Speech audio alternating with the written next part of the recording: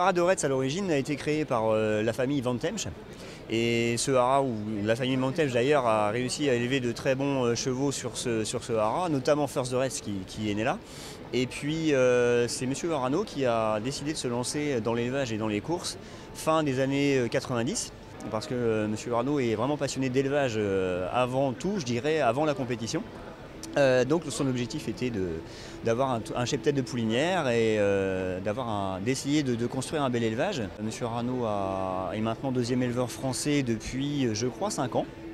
L'an passé aussi, en 2013 également, seulement devancé par Jean-Philippe Dubois, donc je crois qu'il n'y a pas de honte à ça.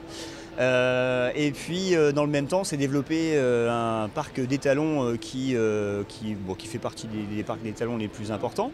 Nous avons cette année 10 étalons au Haras de Retz, plus quelques autres aussi à l'extérieur, avec toute une palette d'origines différentes, avec des profils différents, qui font que je pense que les éleveurs peuvent trouver le cheval qui peut correspondre à leur jument dans toute la palette que nous offrons, avec toutes les origines et les différentes qualités que nos étalons peuvent leur offrir.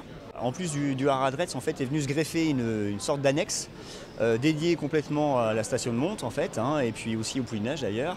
Ça s'est créé au milieu des années 2000. Et depuis ce temps-là, nous accueillons tous les ans environ 700, 800, voire 900 juments pour les plus grandes années sur le haras pendant la saison de monte, donc c'est-à-dire de mi-février jusqu'à mi-juillet.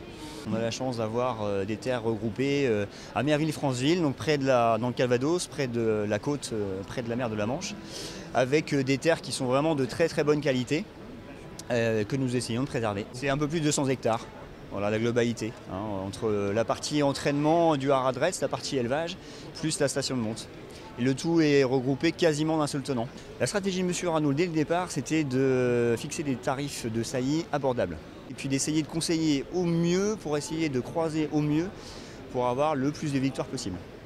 On a des clients étrangers qui viennent. On a régulièrement des visites d'ailleurs de la station de monte ou du haras par des délégations étrangères quand ils viennent au moment du Prix d'Amérique ou quand ils viennent en été aussi, ça arrive que quelquefois nous ayons des délégations étrangères d'éleveurs suédois, d'éleveurs de République tchèque, on en a eu de Russie, d'un peu partout.